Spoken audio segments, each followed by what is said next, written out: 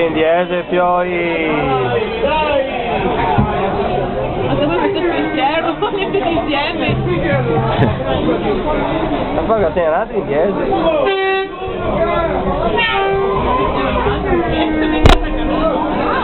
Ecco,